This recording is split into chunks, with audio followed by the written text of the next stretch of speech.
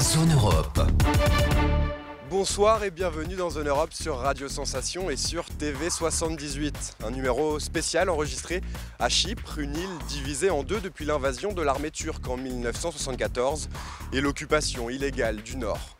La République de Chypre est membre de l'Union européenne depuis le 1er mai 2004 et membre de la zone euro depuis le 1er janvier 2008. Voici le sommaire de cette émission. Zone Europe sur Sensation. C'est une destination idéale pour un séjour ensoleillé. Chypre attire plus de 3 millions de touristes par an. Ses atouts, ses plages et son patrimoine culturel. 2000, c'est le nombre de Français établis à Chypre. Climat, histoire, emploi, nous verrons ce qui les retient ici. Chypre est une petite île de la Méditerranée orientale divisée depuis un demi-siècle. Elle a connu de nombreuses influences. Nous le verrons avec nos experts.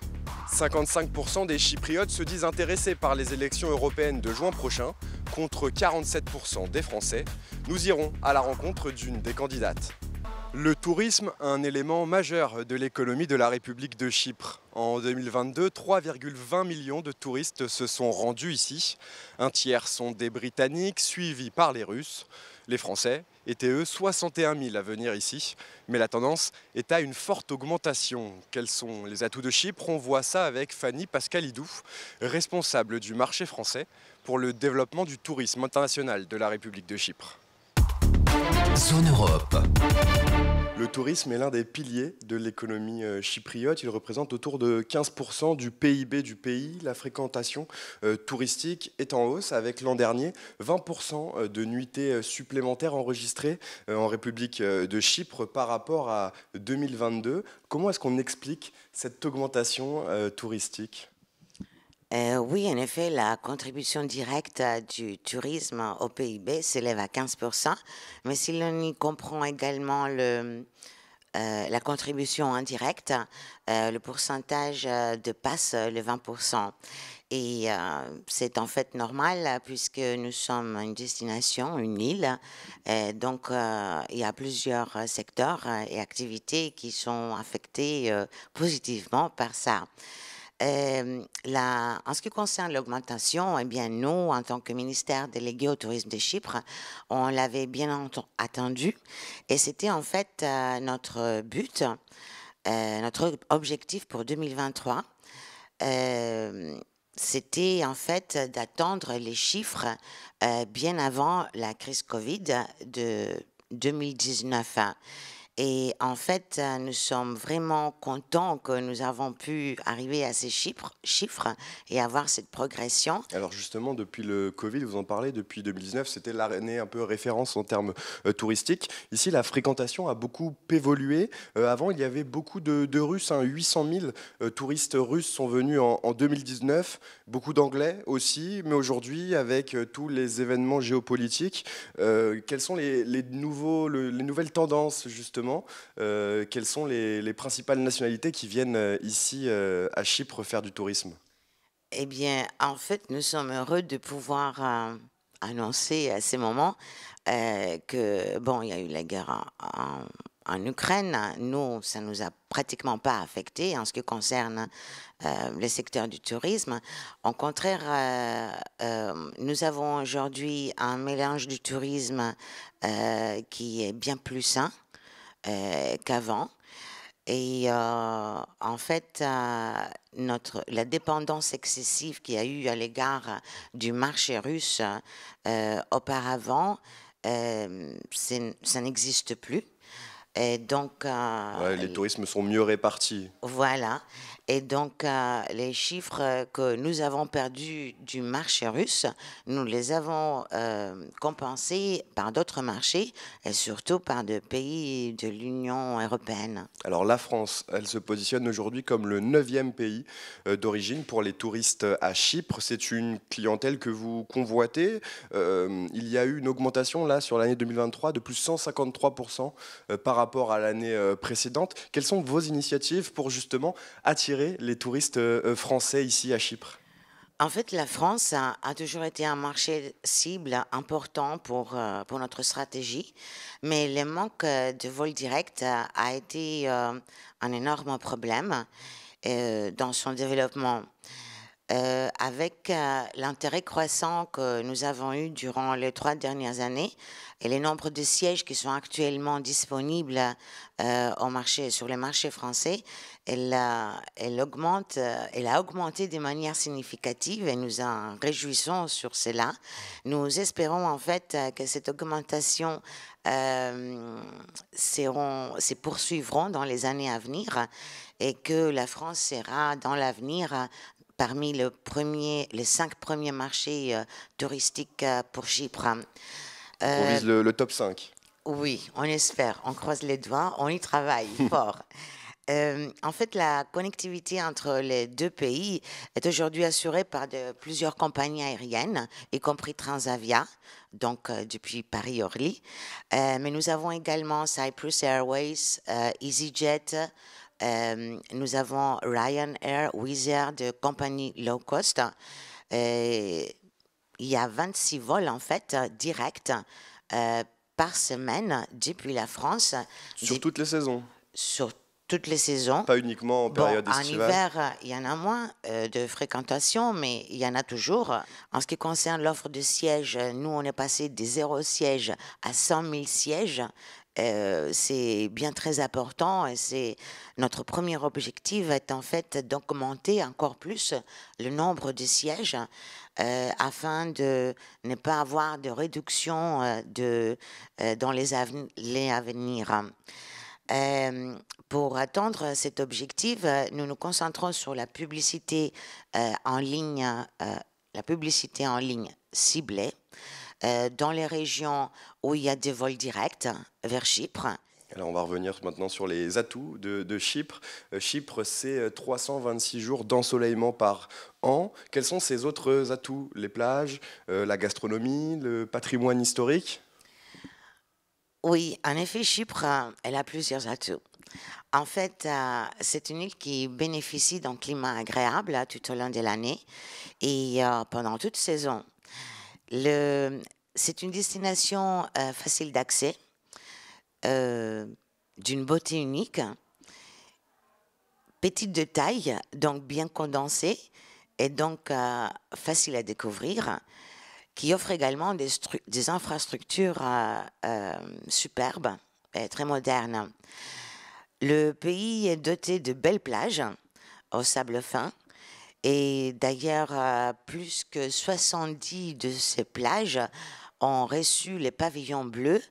Et Chypre figure également parmi le premier pays dans l'Union européenne en ce qui concerne la clarté des eaux et la qualité de ces eaux.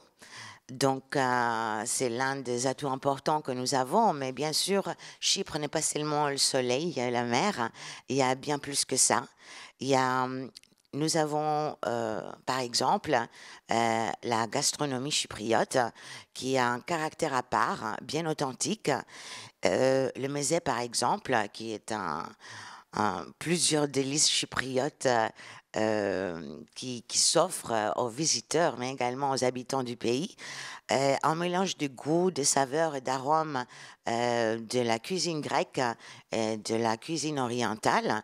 Bien sûr, n'oublions pas la belle nature, contrastant mer et montagne, mais aussi l'accueil chaleureux du peuple chypriote. Il y a beaucoup d'autres atouts, bien sûr, mais ils attendent à être vécus par nos visiteurs qui arrivent sur l'île. Eh ben merci beaucoup en tout cas pour votre accueil, Fanny Pascaladeux. Merci beaucoup. On va voir donc dans les prochaines années si le tourisme français va continuer d'exploser ici à Chypre. Je rappelle donc que vous êtes responsable du marché français pour le développement du tourisme international de la République de Chypre. Merci beaucoup. Merci à vous. Merci. Ici à Chypre, le soleil brille en moyenne 326 jours par an, une eau cristalline, une histoire riche et complexe, une gastronomie savoureuse, de nombreux atouts qui ont su séduire quelques 2000 Français établis ici. Rencontre avec Davina Daoud, présidente de Nicosie Accueil Vivre à Chypre, le réseau des francophones sur l'île. Zone Europe. 2000 Français sont enregistrés à peu près par l'ambassade ici à Chypre. Il y en a sûrement un peu plus qui vivent ici.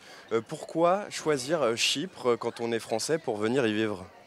Bon, il y a évidemment le beau temps, on va pas se cacher, ça fait partie, mais ça, je crois que c'est un pays qui est attirant pour les conditions de vie en général, évidemment. Ça reste l'Europe, donc on s'y sent bien. C'est beaucoup de facilité en tant qu'Européen aussi de vivre à Chypre.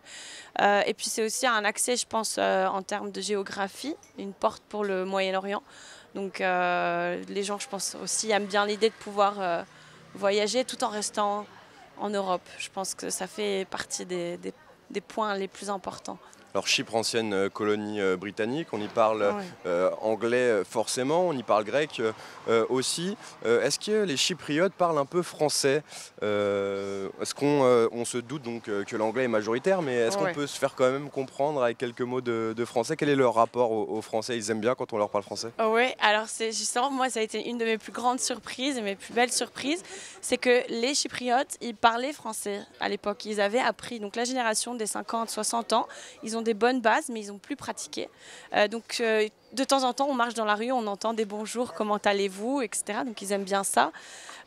Et en plus, récemment, grâce au travail de l'ambassade de France, depuis 2 ans, ils ont travaillé très dur avec les ministères locaux et donc le ministère de l'Éducation en particulier.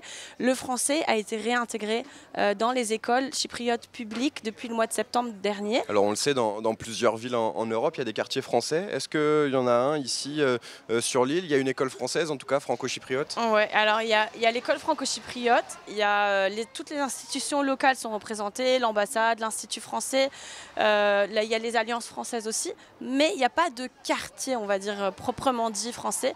Il y a des coins, par exemple Paul, qui a un restaurant français, voilà, des endroits, mais c'est vrai qu'il n'y a pas un vrai coin, quartier où on se sent un peu en France. D'où l'association et les intérêts de se retrouver, de parler français ensemble, de pratiquer la langue, d'échanger, etc. Alors justement, quand les Français arrivent, ils contactent l'association. Quels sont les principaux besoins qu'ils ont, qu'ils vous demandent, des questions quand on arrive justement à Chypre? Il y a beaucoup d'informations en termes de où se loger, quel quartier, les écoles. Donc c'est très peu connu que l'école est à Limassol aussi et à Nicosie, donc depuis peu. Il y a aussi en termes de travail, les gens nous demandent, en termes de tout ce qui est procédure administrative, la résidence, et énormément de demandes en termes de médecins. Ils aiment bien qu'on leur donne des listes de médecins francophones, c'est plus facile pour eux. L'ambassade a listé déjà des listes de médecins, mais c'est vrai qu'ils aiment bien qu'on leur recommande. Et ça peut être aussi, par exemple, des étudiants qui sont là en Erasmus, qui sont un peu perdus, qui ont besoin d'être parfois aidés. Clairement, on a des parents parfois qui nous contactent de France en nous disant nos enfants sont là, donc on va essayer de les contacter quand il y a besoin. Et en cas d'urgence, on fait aussi marcher notre réseau, comme ça peut arriver parfois, s'il y a besoin de des rapatriements, etc. On va être contacté, puis contacter les ambassades, l'ambassade ou les institutions locales en fait. Erasmus à Chypre qui marche très bien. Oui. Dans quel secteur les 2000 Français, ils sont un peu plus, travaillent ici quand ils viennent à Chypre? Ils s'installent dans quel secteur d'activité principalement? Bon, il y a évidemment les diplomates, l'Institut, l'école française aussi, puisqu'il y a des profs qui sont envoyés par la l'AEFE. Il y a aussi les journalistes de chez AFP. On a aussi des entreprises françaises comme Murex qui est là aussi. Et à Limassol, le français, c'est beaucoup tout ce qui est Forex, entreprise Forex principalement. Après, ça va, on a aussi des Français qui sont à Yanapa, mais qui sont dans un complètement autre domaine. Ça varie, il n'y a pas de spécialité. À Nicosie, c'est vraiment les diplomates en général. Le fait d'être français et donc citoyen européen, est-ce que quand on arrive, ça permet d'avoir des avantages, notamment administratifs ici? Énormément. En fait, on est presque traités comme des citoyens chypriotes à très très peu de choses près en termes de résidence. Donc ici, vous obtenez la résidence très facilement quand vous êtes français. Et c'est une résidence qui est permanente, donc vous n'avez pas besoin de la renouveler, à l'inverse de tout ce qui est autres pays où il faut renouveler chaque année. On a aussi des droits de travail, donc notre résidence nous donne un droit de travail, c'est acquis quand vous obtenez votre résidence, alors que les autres pays en dehors de l'Europe ne l'ont pas, c'est des procédures complètement différentes. C'est un grand avantage d'être européen à Chypre et français donc. Alors Nicosie, c'est une capitale d'environ 300 000 habitants. À quoi ressemble la vie ici en termes de météo? Est-ce qu'il fait beau toute l'année? En termes de nourriture, de travail, est-ce qu'il y a des horaires particuliers par rapport à la France, ce qu'on peut connaître chez nous? Alors ils ont, je crois, si je me trompe pas, parce que moi je le pratique pas, ils ont une après-midi de libre par semaine, ce que je connaissais pas en France. Mais oui, la météo, elle est super. On a quand même 9 mois de beau temps.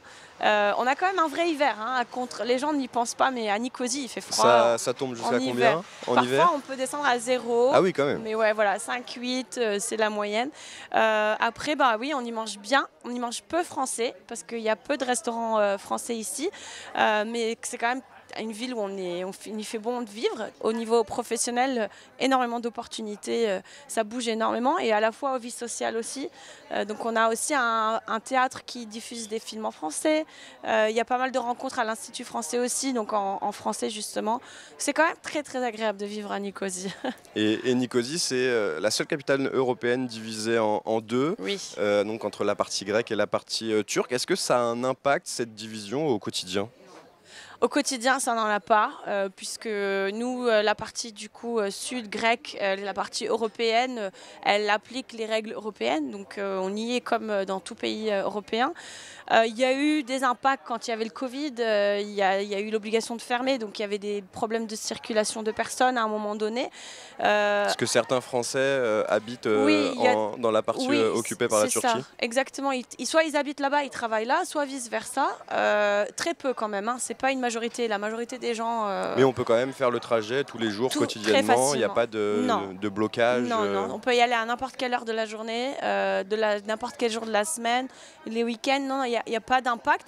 On sent un petit peu l'héritage de cette division dans les rencontres avec les gens, etc. Mais non, à part ça, ça n'implique pas du tout, ça n'impacte absolument pas les Français à Chypre, pas du tout. Merci beaucoup, Merci Davina à Daoud, d'avoir toi. été avec Merci. nous. Je rappelle donc que vous êtes présidente de l'association Nicosie Accueil, qui donc accueille les Français et les francophones ici à Nicosie. Zone Europe. Je le disais juste avant, c'est ici à Chypre que serait née Aphrodite, selon la légende. Est-ce que vous pouvez nous la raconter, cette légende ? Oui, en effet, Aphrodite, selon la mythologie grecque, est née à Chypre. Ça, c'est Homère qui le raconte dans l'Iliade.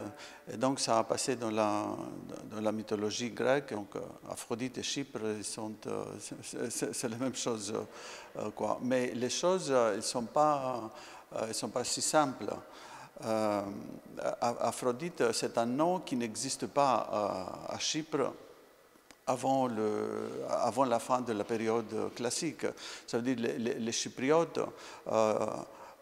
ils ont une grande déesse, ils adorent une grande déesse dans le sanctuaire, mais qui n'a pas de nom. Son culte à Chypre est aniconique. Il n'y a pas une image. Bon, bien sûr, cette divinité, elle prend plusieurs images, elle adopte des images, elle adopte d'abord l'image des grandes déesses de l'Orient, Ishtar, Inanna, les grandes déesses du Levant, mais aussi les déesses de la mer Égée, les déesses minoennes, mycéniennes, parce que les contacts avec la Grèce, ils sont plus forts. Donc les Chypriotes, bon, déjà, ils reconnaissent qu'ils sont une communauté avec les Grecs de la Grèce, ils parlent la même langue, et ils reconnaissent cette divinité grecque qui s'appelle Aphrodite, ils reconnaissent des qualités de leur déesse, celles qu'ils ont ici à Chypre. Donc, ils prennent le nom, ils l'appellent Aphrodite. Mais ils gardent cette particularité de l'aniconisme, que leur déesse, ils n'acceptent pas un visage précis et ils n'acceptent pas cette image de la femme nue connue en Grèce. Et est-ce qu'on a retrouvé des traces qui témoignent de cette croyance sur l'île de Chypre par rapport à Aphrodite? Est-ce que vous, en tant qu'archéologue, vous avez retrouver les traces. des traces. On sait que cette divinité féminine était une divinité de la fertilité. Donc des traces, il y en a partout. Il y en a beaucoup de sanctuaires, de petits sanctuaires ou de grands sanctuaires partout sur l'île. Et il y a même le sanctuaire de Paphos qui était le plus grand de tous les sanctuaires. Pas seulement de Chypre, mais aussi de la Méditerranée. C'était un sanctuaire de renommée mondiale. Mais là aussi, il n'y a pas une statue cultuelle, celle qu'on connaît d'Aphrodite. Les images d'Aphrodite sont toutes postérieures de la période des royaumes, disons, des royaumes indépendants de Chypre, quand Chypre fait partie du royaume de Ptolémée. Donc c'est alors que le nom de la déesse et l'image de la déesse nue arrivent à Chypre et puis sous les Romains. Donc les images que nous avons ici dans le musée, il y en a deux grandes statues d'Aphrodite, celles qu'on connaît comme Aphrodite. Il y en a deux seules qui datent, l'un à la fin de la période hellénistique et l'autre de la période romaine. Mais ils ne sont pas des statues qui ont été trouvées dans des sanctuaires. C'est des statues qui décoraient les grandes villas, ou les maisons, les jardins, tout ça. Alors Paphos, vous l'avez évoqué, c'est un site archéologique exceptionnel. Ici, ce musée est d'ailleurs consacré à ce district archéologique. Qu'est-ce qu'on peut voir dans ce musée? Quelles sont les différentes périodes déclinées? Oui. Alors ici, nous sommes à Paphos, dans le musée du district de Paphos.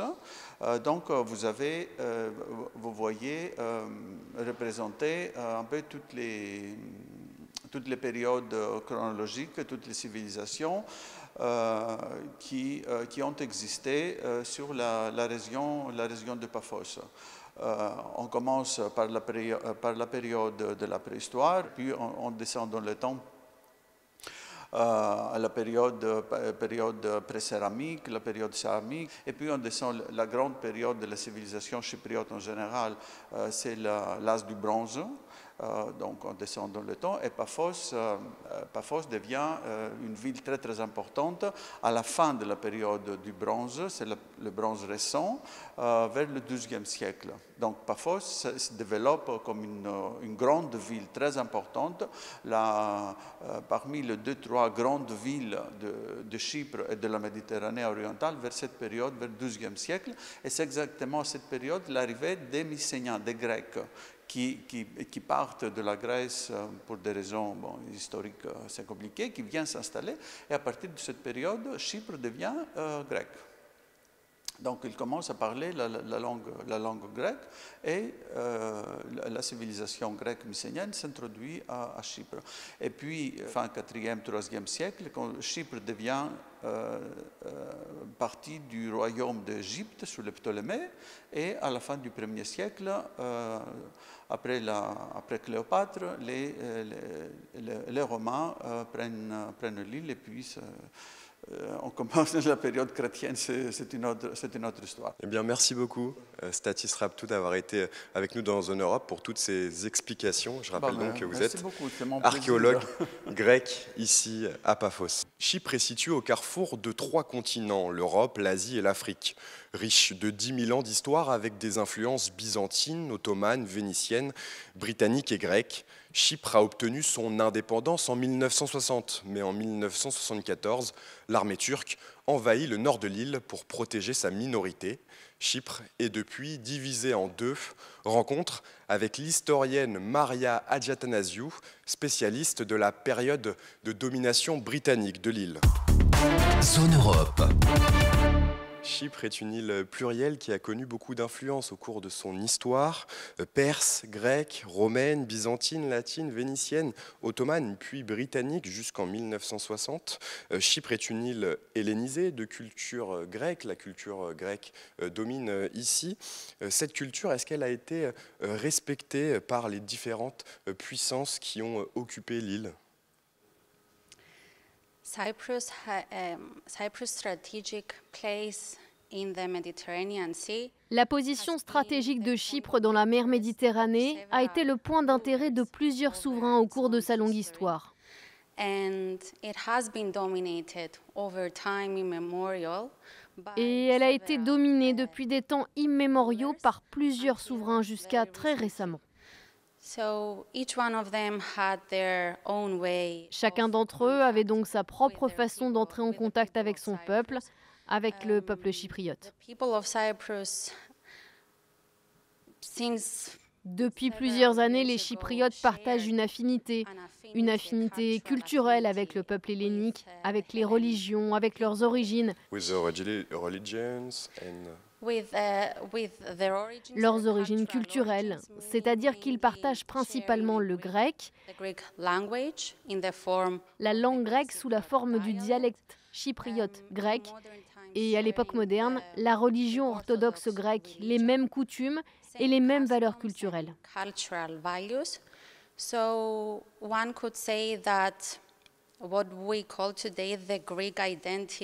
On pourrait donc dire que ce que nous appelons aujourd'hui l'identité grecque de Chypre s'est transmise et transformée en même temps au fil des ans, atteignant son apogée à l'époque dite du nationalisme, c'est-à-dire au XXe siècle. Et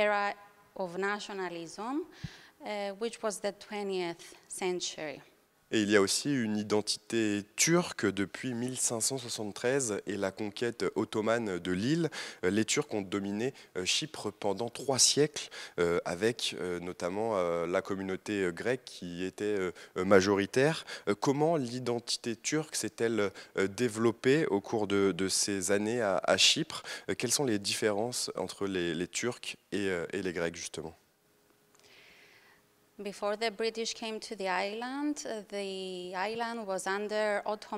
Avant l'arrivée des Britanniques sur l'île, l'île a été sous administration ottomane pendant 300 ans, comme vous l'avez dit, et n'a changé de main qu'en 1878, lorsque les Britanniques sont venus administrer et finalement annexer Chypre jusqu'en 1960, date à laquelle Chypre a obtenu son indépendance. So the island of Cyprus was populated by diverse L'île de Chypre était donc peuplée de diverses communautés, que nous appelons aujourd'hui communautés, la communauté majoritaire étant le peuple grec de Chypre.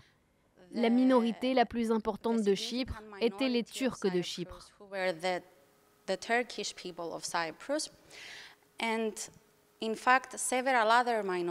Mais il y en a d'autres, comme les Arméniens ou les Maronites, par exemple.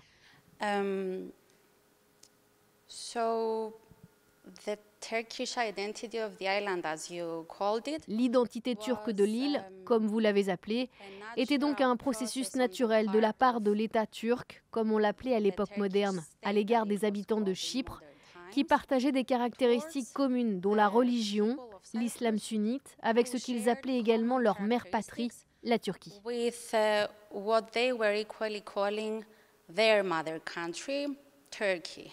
En 1878, après la guerre russo-turque, l'Empire ottoman autorise le Royaume-Uni à occuper et à administrer la province chypriote en échange d'un tribut. C'est comme cela que les Britanniques sont venus à Chypre. Mais après la Première Guerre mondiale et la défaite de l'Empire ottoman, donc cette île devient officiellement britannique. Au début, la population grecque, chrétienne, comment est-ce qu'elle perçoit ce changement de domination? Elle est plutôt contente? When the British arrived in the island at the end of the 19th century, they were welcomed by. Lorsque les Britanniques sont arrivés sur l'île à la fin du 19e siècle, ils ont été bien accueillis par la population chypriote, qui voyait la perspective, l'opportunité de passer d'un dirigeant brutal à un dirigeant démocratique plus libéral.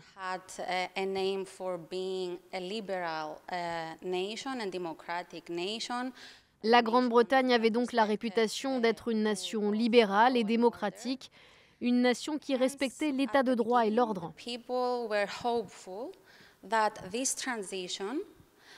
Au début, les citoyens espéraient que cette transition leur serait bénéfique.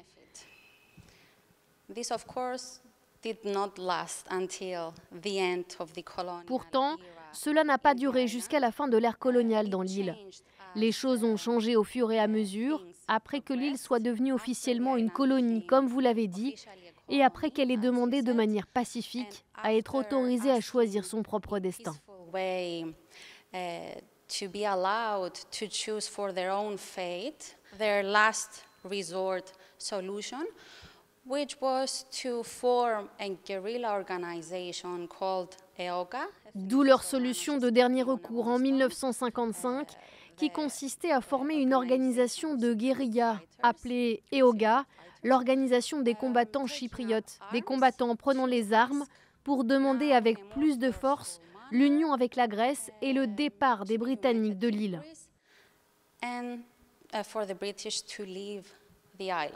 Il y a ensuite eu un mouvement appelé Enosis, l'union en grec, qui montait, qui souhaitait donc l'union entre Chypre et la Grèce.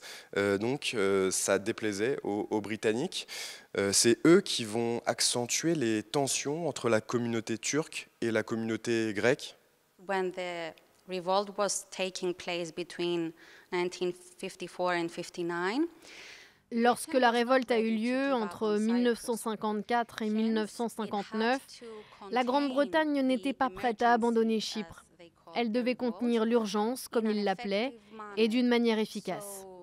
They imported to Cyprus British troops along with a military man for a governor, Field Marshal Harding. Avec un gouverneur militaire, le maréchal Harding, qui avait déjà eu l'occasion de gérer des situations d'urgence en Malaisie et au Kenya, les Britanniques avaient pour objectif de réussir à faire régner la loi et l'ordre.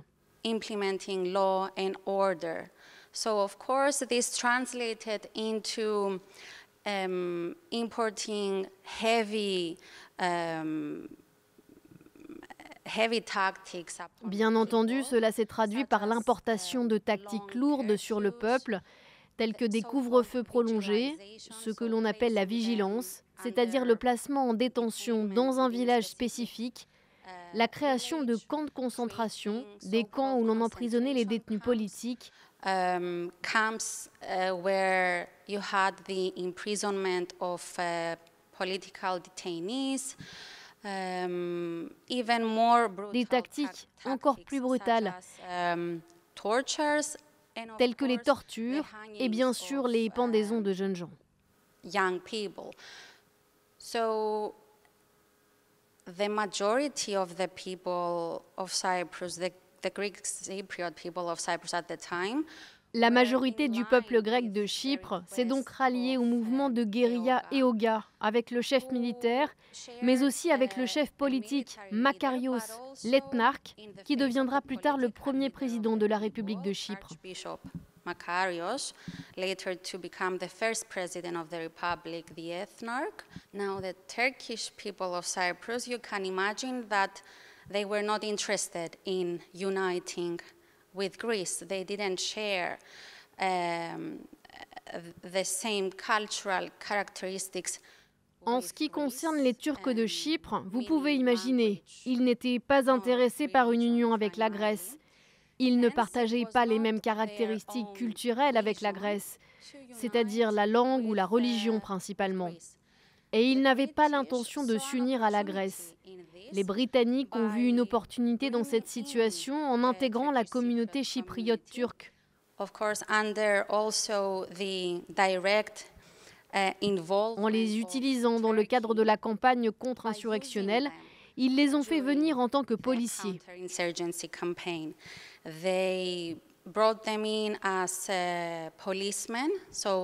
Les Chypriotes turcs ont donc activement rejoint les forces de police avec les Britanniques pour tenter de les aider à écraser la révolte des Chypriotes grecs. So that they would also assist in crushing the Greek Cypriot revolt. You can imagine that this was Vous pouvez imaginer que cela a contribué à diviser les deux communautés. C'est donc à cette époque que les germes de la division ont été posés et ils ont bien sûr porté leurs fruits dans les années 60 et 70. During that time, that of course Les conflits entre les communautés grecques et turques sont donc apparus à l'époque coloniale et ont atteint leur paroxysme dans les années 70 avec l'invasion turque de l'île en 1974. Reaching its peak during the 70s with the 1974 Turkish invasion of the island. Merci beaucoup, Maria Hadjatazanou, d'avoir été avec nous dans Zone Europe. Je rappelle que vous êtes une historienne chypriote, spécialiste de la période de domination britannique à Chypre. Depuis 1974, le nord de l'île est occupé par l'armée turque, mais au sud, la République de Chypre est membre de l'Union européenne depuis le 1er mai 2004. Quels en sont les avantages? Quels sont les défis à relever? J'ai rendez-vous avec Stéphanie Lollet-Chahelou, professeure de droit européen et directrice du Centre d'excellence Jean Monnet sur l'état de droit et les valeurs européennes à Chypre.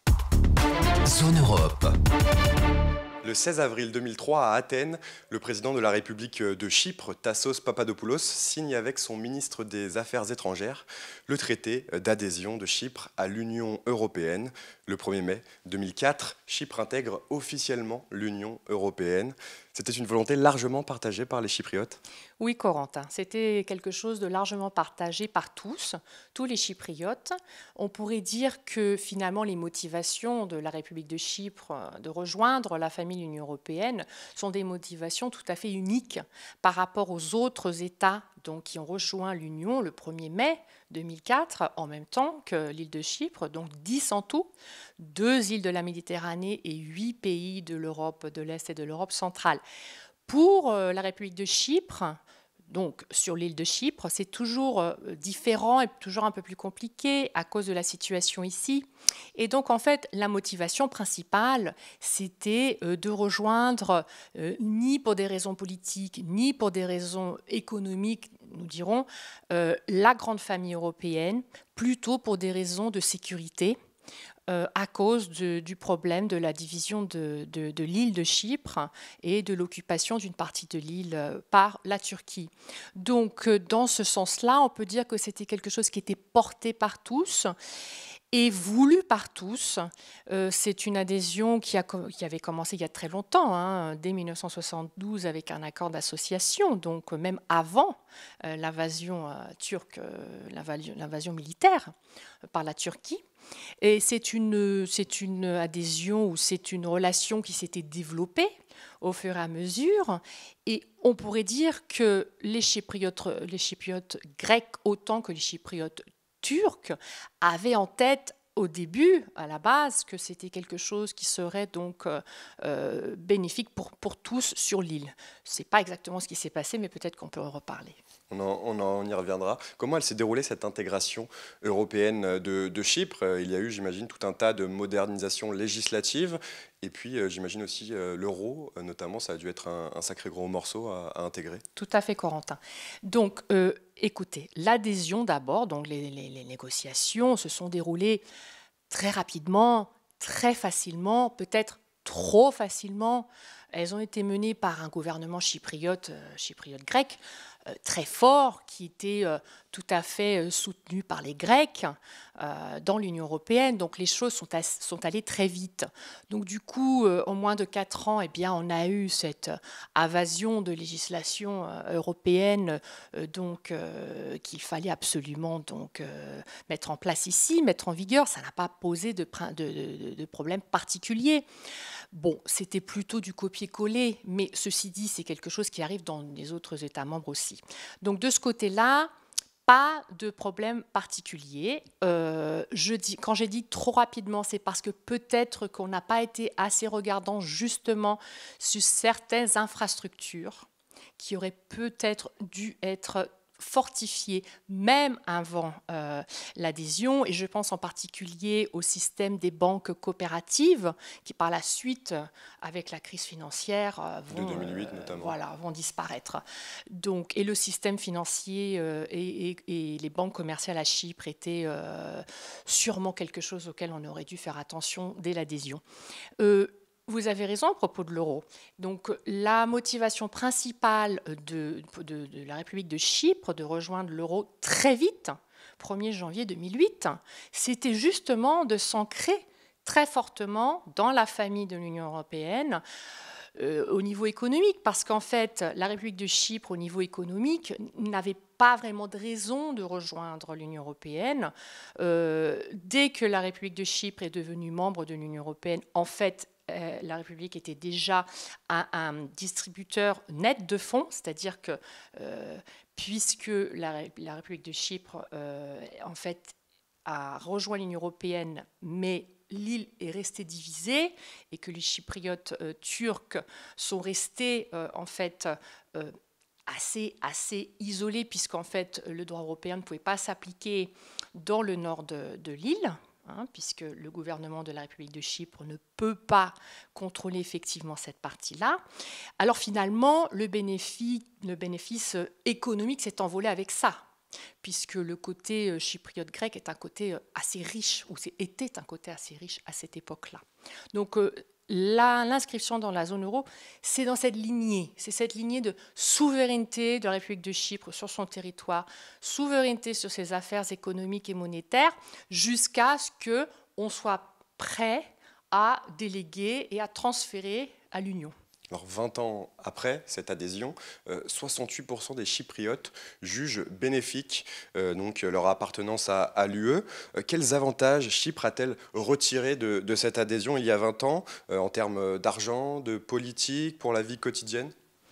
Alors, les avantages sont les mêmes que partout ailleurs, dans le sens où même si la République de Chypre a un régime un petit peu particulier dans les traités d'adhésion à cause de la division de l'île, les obligations sont les mêmes que pour d'autres États membres, et donc les droits aussi et les bénéfices sont les mêmes. Donc on pourrait citer évidemment les droits des consommateurs, on pourrait citer tellement d'autres choses qui s'appliquent aussi ici.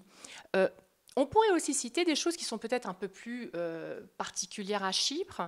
Par exemple, le fait que cette adhésion rapide à la zone euro, finalement, elle a servi aussi à donner des issues de sortie, des moyens de s'en sortir à la République de Chypre pendant la crise financière. Ces moyens n'auraient pas été disponibles si Chypre n'était pas partie prenante de la zone euro. Alors vous me direz, il y avait d'autres moyens, bien sûr, hors de la zone euro, peut-être même plus facile à mettre en œuvre, mais le fait que la République de Chypre ait fait partie de la zone euro à ce moment-là a été vraiment un déterminant pour la manière avec laquelle la crise financière à Chypre a été gérée. Donc ça, c'est quelque chose d'important. Et puis évidemment, ici, c'est une île du fin fond de la Méditerranée, donc un peu coupée de tout, dans le sens où, si vous voulez avoir un marché libéralisé de l'électricité, c'est très compliqué, de l'eau, c'est très compliqué, des télécommunications, c'est très compliqué. Donc, l'appartenance à la famille européenne a permis de simplifier beaucoup de choses, surtout au niveau de la libéralisation des gros marchés comme ça, et a aussi justifié des exceptions là où on ne pouvait pas faire autrement, comme l'électricité ou l'eau. Sur la santé, je pense au Covid, comment est-ce que Chypre a traversé cette période très particulière, et est-ce que son adhésion à l'Union européenne l'a aidé face à la pandémie? Alors c'est une très bonne question, puisque en fait la commissaire européenne à la santé publique et à la sécurité de l'alimentation, c'est la commissaire chypriote. Donc c'était justement sûrement important d'avoir un petit État membre aux manettes au moment de la pandémie. Et j'ai eu le privilège de la rencontrer il n'y a pas très longtemps. Elle est venue nous rendre visite à l'université à mon invitation. Donc elle s'appelle Stella Kyriakidis. Et elle nous a expliqué que pour elle, venant d'un petit État, c'était impossible qu'on puisse avoir les vaccins ou les équipements pour le Covid dans d'autres pays et pas dans les petits pays. Donc pour elle, vraiment, la condition sine qua non de l'égalité, c'était que tout soit disponible en même temps dans tous les États membres. Alors je pense qu'on peut dire que Chypre a vraiment beaucoup bénéficié. Finalement, il n'y a pas eu d'inégalité de traitement. Voilà. Donc ça, c'est quelque chose, c'est un très bon exemple. Je vais revenir maintenant sur la division de l'île en deux. C'est un sujet très particulier ici à Chypre. Elle est encore visible avec la ligne verte, donc et la présence de troupes de maintien de la paix de l'ONU. Cette division, elle n'est reconnue par aucun pays du monde à part la Turquie. Comment est-ce que le droit européen gère-t-il cette particularité chypriote? Nous fêtons le 29 avril 2024 les 20 ans du règlement de la ligne verte. Juste pour vous donner une idée. Donc, ce règlement de la ligne verte, effectivement, c'est un des règlements qui a été mis en place par l'Union européenne pour gérer le fait que la République de Chypre est une île divisée, était une île divisée il y a 20 ans, est toujours une île divisée aujourd'hui. Donc, si vous voulez, il y a plusieurs instruments qui ont été négociés en amont de l'adhésion du 1er mai 2004, des protocoles qui ont été en fait annexés au traité d'adhésion, plus donc des instruments on appelle ça de législation de secondaire, de droit européen, dont le règlement de la ligne verte. Ce règlement de la ligne verte, sa fonction, c'est de faciliter les échanges de par la ligne verte, dans les deux sens. Alors, dans les deux sens, mais attention, donc il y a beaucoup de mouvements. Les gens peuvent passer de chaque côté de la ligne verte. Vous avez raison, il faut traverser la zone tampon qui est administrée par l'ONU. D'ailleurs, l'ONU, la force de paix ici, vient de fêter, entre guillemets, ses 60 ans de présence, qui n'est pas une très bonne nouvelle, mais c'est la force de paix la plus ancienne des Nations Unies ici. Donc ils étaient même présents en 1963-64, donc bien avant l'invasion militaire par la Turquie. Et donc, attention, les biens par contre, peuvent circuler dans les deux sens si bien sûr, les normes européennes peuvent être respectées, mais les biens qui sont produits du côté donc, qui est dans le nord, qui n'est pas sous le gouvernement, qui n'est pas sous le contrôle effectif du gouvernement de la République de Chypre, ces biens-là, ils doivent passer la ligne verte, passer les contrôles de l'Union européenne, en particulier les contrôles phytosanitaires par exemple, parce qu'on parle plutôt de culture ou du secteur agricole. Et ensuite, il continue, en fait, il passe dans le marché intérieur de l'Union européenne, ici, dans la zone qui est donc sous le contrôle effectif du gouvernement de l'Union européenne. Et ensuite, ils peuvent être consommés sur place ou dans le reste de l'Union européenne. Et avec cette ligne verte, l'espace Schengen ne peut pas s'appliquer ici à Chypre? Tout à fait. L'espace Schengen ne peut pas s'appliquer ici à Chypre. Le problème principal est le fait que le gouvernement n'est pas en mesure d'assurer la protection pleine du territoire de l'Union européenne qui, en fait, s'étend sur toute l'île de Chypre, sauf les bases britanniques, qui n'ont rien à voir avec ce qu'on vient de discuter, de ce dont on vient de parler maintenant. Donc, comme les bases britanniques sont des bases souveraines britanniques, c'est un territoire, ce sont des territoires du Royaume-Uni, c'est toute autre histoire. Mais effectivement, comme le gouvernement de la République de Chypre n'est pas en mesure de protéger le territoire de l'Union européenne jusqu'au bout de l'île, eh bien, tant que ça sera le cas, il est fort possible que la République de Chypre ne puisse pas rentrer dans la zone Schengen. Alors une réunification est-elle envisageable aujourd'hui, en 2024 ? Quelle est la position de l'UE sur ce sujet ? Eh bien, écoutez, l'une des raisons pour lesquelles Chypre donc, voulait rejoindre l'Union européenne en 2004, c'était justement de donner à l'Union européenne ce rôle catalyste dans la réunification du problème chypriote.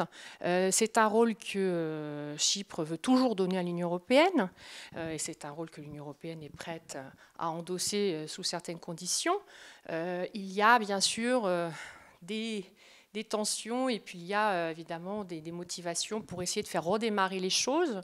Il y a un nouveau gouvernement ici en place dans la République de Chypre depuis 1 an qui, timidement, a redémarré les transactions au niveau de l'ONU. Donc oui, parce que ce régime qu'on a maintenant n'est pas un régime qui est permanent, c'est un régime temporaire qui doit le rester. Merci beaucoup Stéphanie Lollet-Chahelou. Je rappelle donc que vous êtes professeure de droit européen à l'Université de Lancashire Central à Chypre et directrice du Centre d'excellence Jean Monnet sur l'état de droit et les valeurs européennes à Pila. 700 000 Chypriotes seront appelés aux urnes lors des élections européennes en juin prochain. 60% d'entre eux déclarent qu'il est probable qu'ils aillent voter.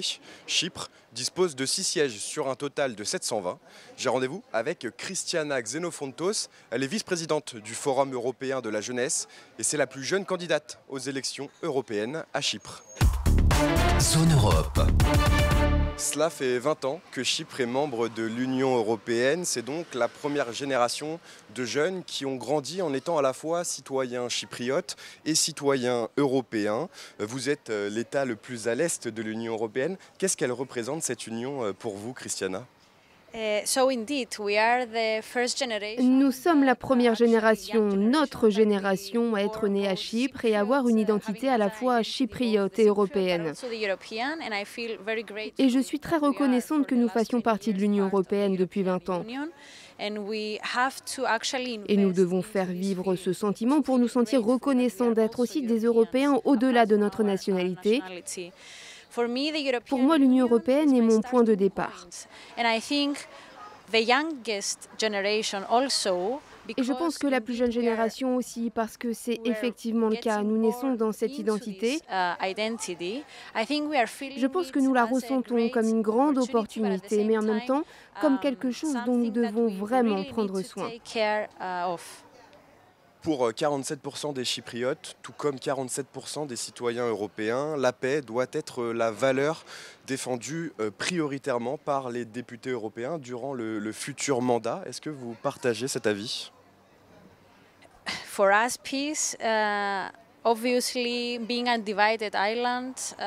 nous, la paix, évidemment, étant une île divisée, un pays divisé sous l'occupation illégale de la Turquie, est une priorité.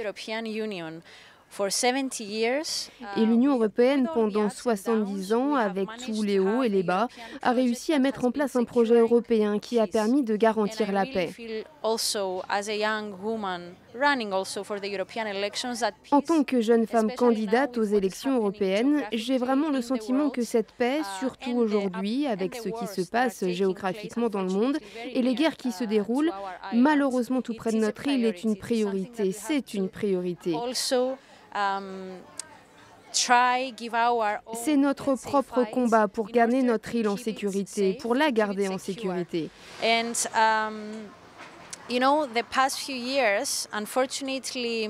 Malheureusement, ces dernières années, nous n'avons pas réussi à promouvoir ou du moins à mettre en évidence cet élément important que l'Union européenne nous a donné et qui nous a donné la paix.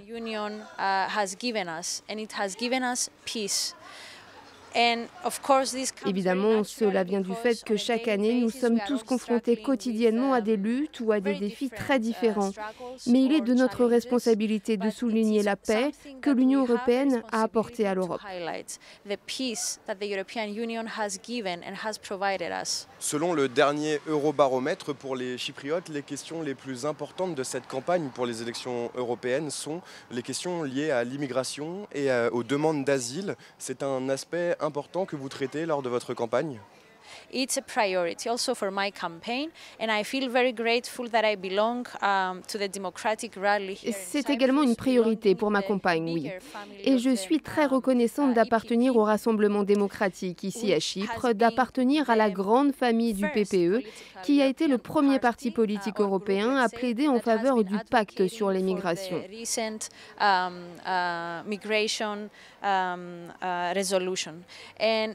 It might not be perfect, but at least we have something in our hands at the moment as Europeans. We have to test Il n'est peut-être pas parfait, mais au moins en tant qu'Européens, nous avons quelque chose entre les mains. Nous devons le tester, nous devons faire ce crash test pour voir comment cela va fonctionner.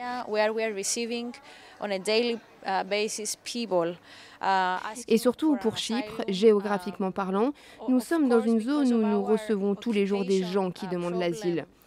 Bien entendu, en raison de notre problème d'occupation illégale, de nombreux clandestins pénètrent sur l'île par ce qu'on appelle les angles morts.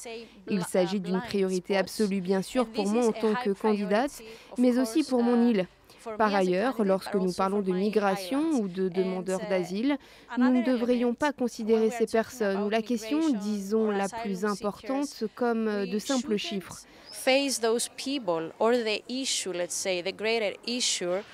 Nous parlons de vie humaine, et nous devons prendre des décisions politiques qui respectent les droits de l'homme et qui respectent avant tout la vie humaine.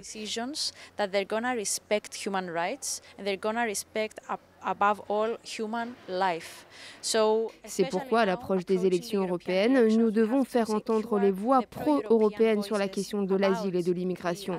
C'est le moment pour nos citoyens européens d'assurer la priorité à la vie humaine, mais aussi la protection de ce que nous appelons les droits de l'homme.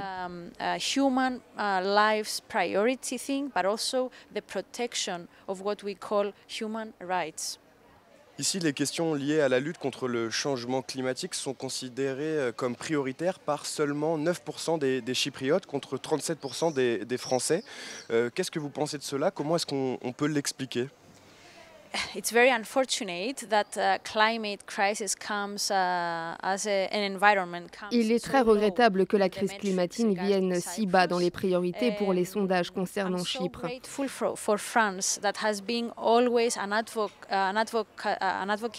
Je suis très reconnaissante envers la France d'avoir toujours défendu les questions environnementales et en particulier la crise climatique.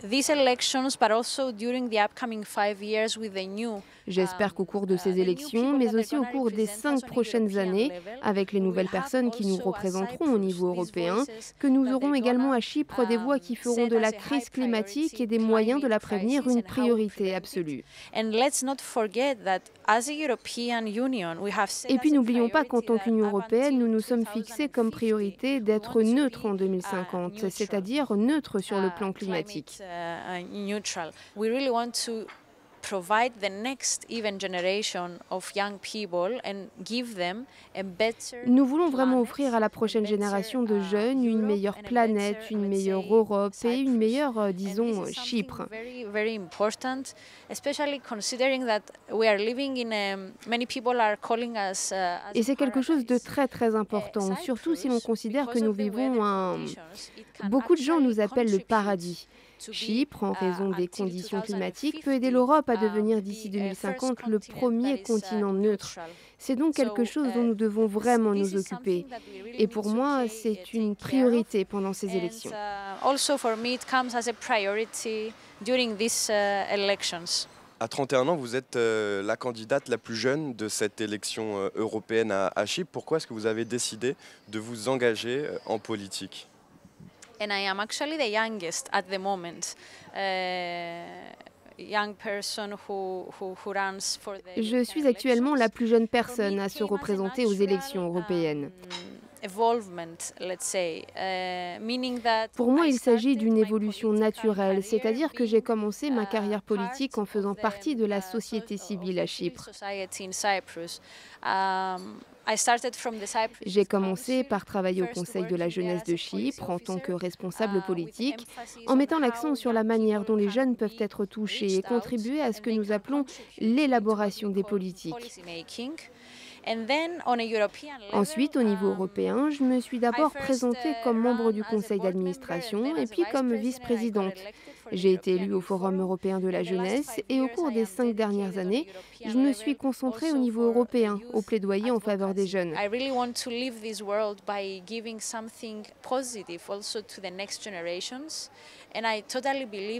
Je veux vraiment quitter ce monde en donnant quelque chose de positif aux générations suivantes. Et je crois fermement que notre génération, particulièrement confrontée à de nombreuses crises financières, crise de l'immigration, crise des pandémies notamment, une fois de plus, avec les guerres qui nous entourent, nous sommes la génération qui a été la plus mise à l'épreuve. Nous avons la responsabilité de nous battre pour nos droits, pour une Europe meilleure, pour une Europe plus inclusive, mais aussi pour une Europe plus stable. 6% des Chypriotes disent qu'ils ne veulent pas voter aux élections européennes le 9 juin prochain. Comment est-ce que vous tentez de les convaincre? Ils sont 37 000 à voter pour la première fois ici à Chypre. I would urge, and this is what I am trying also during my campaign, to J'invite donc instamment, et c'est ce que j'essaye également de faire pendant ma campagne, à convaincre 6% des jeunes Chypriotes à trouver les personnes qu'ils estiment vraiment les représenter sur la base de leurs valeurs et de leurs priorités, et d'aller voter pour elles pendant les 5 prochaines années. Le grand pari, disons-le, est d'assurer nos voix pro-européennes au sein du Parlement européen. Et je suis plus que reconnaissante d'être candidate aux élections européennes, ce qui est un énorme défi, je dois dire, pour une femme venant d'une si petite île.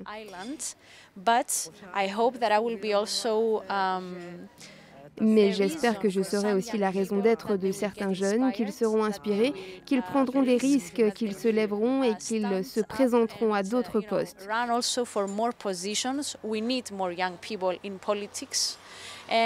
Nous avons besoin de plus de jeunes en politique et j'espère que je serai aussi celle qui parviendra à les représenter avec un peu de chance s'ils décident de voter pour moi après le 9 juin au niveau européen.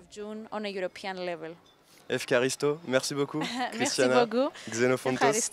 Je rappelle donc que vous êtes vice-présidente du Forum européen de la jeunesse et candidate pour les élections européennes le 9 juin à Chypre. Impossible de quitter Chypre sans déguster quelques mezzés de la gastronomie chypriote. Je suis avec le chef Michalis Kissouris. Bonjour, merci d'être avec nous. Alors qu'est-ce que vous nous avez préparé de bon pour aujourd'hui? Welcome to Coral Beach. Bienvenue au Coral Beach. Prepare for you today. Nous avons préparé pour vous aujourd'hui une sélection de spécialités locales. Quelques entrées par exemple, la salade grecque. Ça c'est la salade typique grecque. Tzatziki, c'est une spécialité grecque et chypriote. Hummus, feuilles de vigne farcies, c'est une tradition chypriote, avec ou sans viande. Des brochettes de porc, cuites au charbon de bois. Saucisses de porc et d'agneau, que vous ne trouverez qu'à Chypre, pas ailleurs. Brochettes de poulet, bœuf, ragoût de bœuf. Cette pomme de terre ici, c'est très bon, c'est préparé avec du vin et de la coriandre. C'est un plat typique. Du pain pita. Et on trouve encore d'autres choses au buffet. On est à Chypre, alors je vais essayer de tester la spécialité la plus chypriote. Saucisses de porc et d'agneau. Le chef Taya. Alors verdict.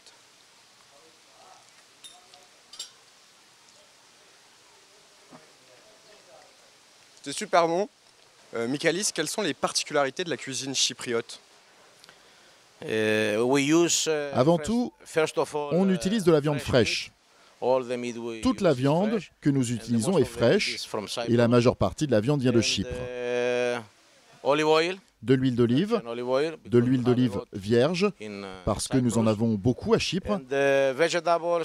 Et puis des légumes frais cultivés ici, pas à l'étranger. Evcharisto, Michalis, merci beaucoup d'avoir été avec nous. Zone Europe, c'est terminé. Vous pouvez retrouver cette émission en replay sur notre site internet et sur notre application Radio Sensation et aussi sur TV78. Moi, je vous dis à très bientôt pour un prochain numéro.